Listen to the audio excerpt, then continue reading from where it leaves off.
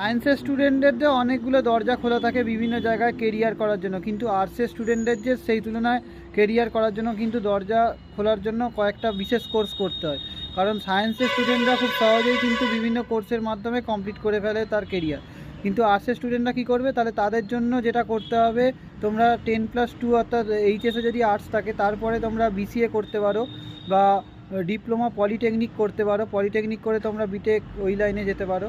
এছাড়াও তোমরা fashion designing নিয়ে পড়তে পারো, ঠিক আছে, অ্যানিমেশন নিয়ে তোমরা কিন্তু কেরিয়ার করতে পারো, এগুলো কিন্তু খুব ভালো।